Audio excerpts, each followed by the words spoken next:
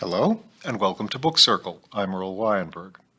This time we will continue our reading of Aunt Jenny and the Delayed Quest by Jim Burroughs. Aunt Jenny and her companions, and a wounded king and the ghost of his queen, have successfully recovered the third sword of Arthur, the one after Excalibur and the one from the lake. But in the process, they have lost the queen, or her ghost, and the magic gem called the King's Eye. And now they are regrouping and trying to figure out what to do next. The king turned his back on her and started to limp to the fireplace. "Sit you, sir," said Timmins. "I'll fetch you a bowl, sir." Vrain sighed and dropped heavily into a worn, overstuffed wingback chair, scowling. Morwenna made her way to where Aunt Jenny was sitting, pulled up a footstool, and took a seat. Softly she said, "Someone must stay with him. Timmins will, but he could not defend him if we are again attacked. I don't like it, but you and Sasha, three, and the little ones could take the skiff and make for Illumcrown above the falls, or to the Shadowed Isle. The isle is closer, but the wind and current favor the falls. Maeve or Scathach should be able to spare craftsmen, sailors at least, and perhaps a mage or healer can be sent to aid in fetching the queen." She dropped her voice to the barest of whispers and mouthed, "or her remains." Sasha, who'd been standing not far away, stepped over. "I think three and I can manage the skiff, and you may heal faster away from here." "Perhaps. I confess I've never felt as weak as I do just now. Well, more accurately than I did before I had this stew." She held up her bowl in trembling hands. "Please, miss, I want some more." Sasha smiled at the quote, took the bowl, and refilled it. Aunt Jenny finished her second bowl of stew, rose with Sasha's assistance, and made her way to where Vrain sat. "Sir," she addressed him, "I will honor your wishes. This is your home, and it is your wife or her shade that is trapped beneath the poisoned waters. Still, I urge you to take every care regarding the poisoned fumes." The fisherman king nodded and murmured consenting sounds. She squatted down on one knee to bring her head lower than his. "I was a nurse, a healer by profession, and tended my own husband as the blight took him. Would you consent to my examining you before we depart? If there is anything I can do, my profession calls on me to try." The ghost of a smile made an appearance as he nodded his agreement. "When you have eaten and rested, call for me. I will go rest myself until then." She held out an arm, and Sasha helped her to her feet. When they got to the room she'd awakened in, she turned and grasped Sasha by the upper arms. "I don't know what I would have done in this world without you, my dear." She chuckled. "Just look at you, tunic and hose, a bit the worse for wear, chainmail and sword." She shook her head. "You're like something out of Tolkien or Sprague de Camp, but better dressed than the women on the cover of one of those Esther Friesner chick books." Sasha smiled. "But no less a hero." After a moment she added, "I'm sorry to have brought you into all this danger, though. I'd rather be here than have you face it alone, Aunt Jenny. And besides, with all these tall Fae women about, I'm beginning to feel more normal-sized instead of tall and awkward." "You were never awkward, my dear." They sat down on the bed and chatted for a while before Timmins arrived to conduct Aunt Jenny to Vrain's room. She examined him and was unsurprised to find there was nothing much she could do for him. She gave him some willow tea from her bag for his pain and rebandaged a gash on his arm from the dragon attack, but that was about all she could do before she limped back to the kitchen, where she brewed a bit of tea for herself. Morwenna joined her and nibbled a bit at the stew as well.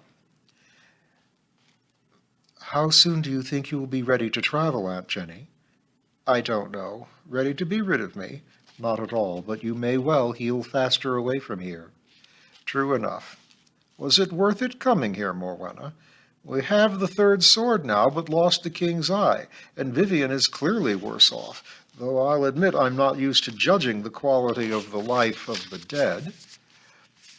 'Tis true, though I think she could perhaps free herself from this place, did she truly want to. Really? Morwenna shrugged, looking down into her bowl and stirring it idly. Even in the Halflands, 'tis difficult to bind the spirit of the dead to a single place, and to do so by poison alone. No, I think that each stays here for the other. Yet, so long as the king stays, he must needs be protected. That makes me no more the happy to let you depart, having so recently been reunited. Where did you go? The fight, alone against the dragons in the mire, was not going well, as you may imagine, given our recent encounters. I had but little choice than to give the stallion his head, and he led them a pretty chase, albeit one that led into a wild and unruly area within Dream. By the time I had him again in hand and could break free of Dream's snares, you were well on your path back to the station. I rode to Vrayan's farm and exchanged the night steed for the Dream skiff. I don't know when I've been happier to see someone than when you arrived. No surprise, though. I've never been stomped on by a dragon before. Aunt Jenny's laugh ended in a wince. Nor have I ever seen someone not trained to be a warrior so gamely deal with such a thing. Well, just letting it stomp me didn't seem like the thing to do. To return to your question, I know not. You have identified no alternative for the sword, but the eye was, after a fashion, only a half of a whole for which you lacked the other piece, and none of us are dead who were not already. 'Twas a worthwhile exchange? I know not. But a worthwhile risk? Aye, that it was, I warrant. Well, that is probably the best I can ask. After a few thoughtful moments, she added, to get back to your question, I suppose we should leave as soon as the skiff can be made ready, and we've had one last rest. Chapter 11. The Summer Fall. And so it was that they set sail in the dream skiff for Illumcrown, the Fae city atop the summer fall, a few hours later as morning arrived from dawn. Sasha took the tiller, three-handled the lines and sails, and Aunt Jenny, resting as comfortably as possible in a nest of supplies along with her little ones, navigated as best she could using Alba Hinth's maps. The currents and winds tended toward the fall, by the largest of the falls flowing summerward from the Great Lake. As long as they sailed dawn by summer dawnward and kept an eye upon the lake's currents, they should be okay. Nonetheless, Aunt Jenny sorely missed the magnetic fields of a spinning planet and the compasses they enabled. They were running with the wind and waves, and the little skiff sped across the water at a great clip. Soon Aunt Jenny spotted the branches of an immense tree arising from mists on the horizon ahead of them. Immense wasn't totally adequate to describe the sight, for these were the branches of the great world tree of Faerie. Aunt Jenny knew of it from little Jenny's journey to Fairyland, but the illustrations, even from the original edition, didn't do it justice. How is one supposed to convey the size of a tree something like a mile tall, with half that height being above the fall, and the city that sits atop it with its roots far below? The city of Illumcrown was built upon the Great Lake, resulting in the fairy equivalent of Venice, filled with harbors, canals, bridges, and towers. It spanned the very verge of the summer fall, and so its summerward side was steeped in mist and shaded by the towering branches of the great tree. Once it came into view, Aunt Jenny had very little to do as navigator, and so lay back and drank in the sight as they approached. As they did, it became clear that the branches, as well as the city, were inhabited. At first, all she could make out were the huge spreading branches of the great tree and the cityscape below with its gleaming towers and sky bridges. After a while, the ships in the harbor and smaller individual buildings, both within the city and built upon the massive branches, came into view, as did a number of large balloons and airships flying overhead. As these details emerged, she resumed her duties as navigator. Consulting the inset drawings on Albahinth's maps, she pointed out details to Sasha. That must be the Rainbow Branch, and those 3 towers just below, the 3 sisters. There's the Crimson Dome and the Spire of Gold, making that the Royal Canal from the outer harbor. Make for that. If they let us, we can follow the canal to the Harbor Royal, and if not, an anchorage in the Great Harbor makes sense. Aye, Aunt Jenny, Sasha replied, then after a moment asked, Is that a sailing ship in the air at the duskward end of the Rainbow Branch? It certainly looks that way. It makes all the balloons and dirigibles look so mundane. This is the Summerfall, little Jenny's second destination after her first visit to the Faerie Summerlands far below. A place of magic. Are those kites or hang gliders? Both and more, if little Jenny's journeys can be believed, and the flying ship suggests they can. What do you mean by more? I think we may find out soon enough. Do you see the speck that's rising a bit to the left of the leftmost of the 3 sisters? The little speck way up with its tether slanting down toward the Crimson Dome? I'll have to trust you on that. Your eyes are better than mine. But that's where I'd expect the string. Oh, yes, I see it now, leading down to that large pier. Yes, that speck is the kite I mean. It's climbing and sailing a bit our way. That's the one. So someone is playing out its line? Yes, and if I don't miss my guess, there, now it's starting its plunge. It's coming this way. Keep our course steady, straight for the canal. As the tiny kite slowly descended, or so it seemed at such a great distance, Aunt Jenny turned her attention first to the branches, where she could now make out buildings and traffic running atop the more horizontal sections, and then to the bustling city below. She recalled the engrossing fantasy of the illustrations of little Jenny's journeys when she'd first encountered them as a child. This was so much more breathtaking. An actual living city, shrouded in mists, atop the waves and branches, glittering, gleaming, abuzz with activity, and perhaps most of all the tree, the world tree, stretching up from the unseen fey lands beyond and below to tower so much higher than any skyscraper she'd ever seen, and spanning the whole city and more. The current is picking up, Aunt Jenny. We're gaining speed. Should I maintain the present speed or let it? For now, go with it, but not so fast that you don't feel in control. How are we supposed to feel in control faced with that? Sasha swept a gesture, taking in all before them. I've faith in you. 3 trust you, exclaimed the marginalis. They could make out the shape of the descending kite now, a rough diamond, substantially wider than it was tall, even allowing for perspective in its plunge, a long tail playing out behind it. As the gap between them closed, the speed of that plunge became more and more obvious. It really is heading right for us. Yes, it is, said Aunt Jenny, somewhat distracted. Then after a while, it doesn't look quite as I expected. You expected this? Well, no, not really, but I think I recognize it from the books. They began to make out details as it swooped downward, the long cross-shaped sticks of a classic kite. Well, not quite. They seemed thicker in places, and the lower portion of the vertical stick forked a bit.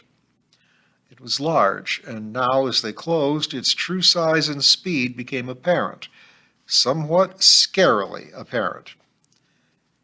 They could make out the figure of a man, a person, tall, thin, and gangling, spread eagle on the sticks. No, he was the sticks. Suddenly the tether dropped, and he moved, pulling in his arms and the cape, the sail, the wings. Down he swooped toward them. His legs bent, he folded inward, and then, thump, he struck the deck. The boat lurched with the impact. "Catch my tether, if you please," he asked in a breathless voice. "Three, get it! Three, get!" The scout fetched the boat-hook and scurried to the prow. "I hope," he said, "that I may have permission to come aboard. At such a distance," he shrugged his narrow shoulders, "'tis not possible to flutter and ask." He wasn't tall, but so thin and gangling that he gave that impression. There seemed no meat on his bones. His arms and legs were just spindly sticks, his breast narrow.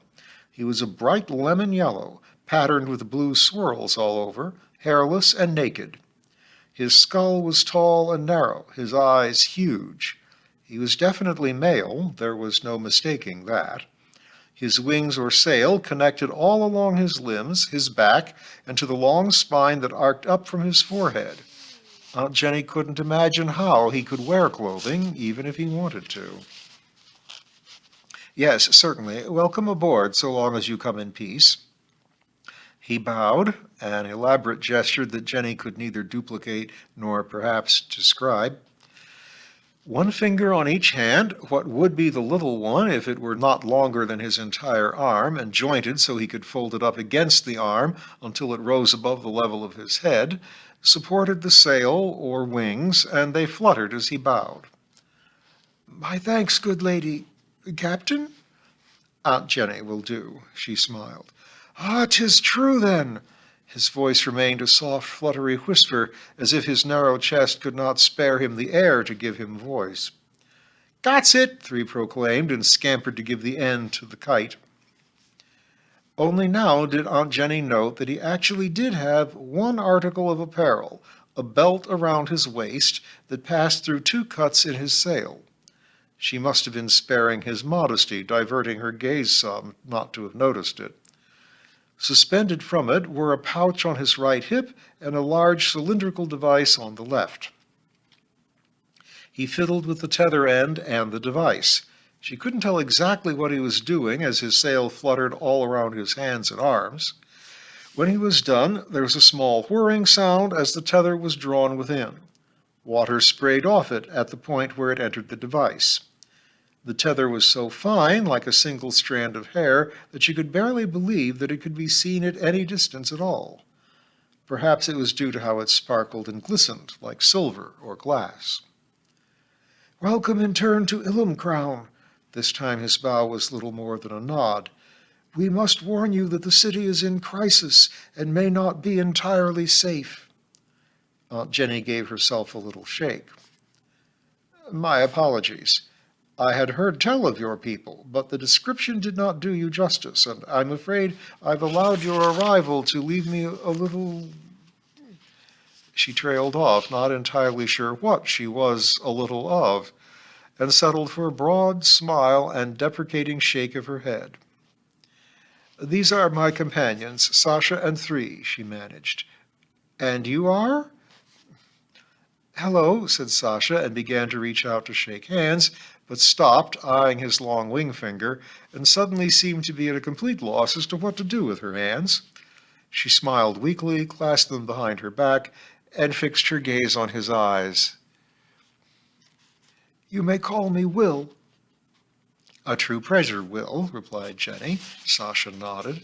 "Ah," he exclaimed breathlessly, "the honor is mine, ladies. You are, then, the great Aunt Jenny we have heard tell of?" "Great?" she chuckled. "I'm not sure about great, but yes, I am the Aunt Jenny, the one and only, so far as I'm aware. Queen Maeve sends word that you are welcomed to an audience with her at the palace when and if you arrive." "Did she send you, then?" "No, milady. She did make her wishes known, though, amongst those of us who might first see you upon your arrival to the city." "Thank you, then, Will, for carrying her wishes to us. Is that," she pointed, "the Royal Canal? There?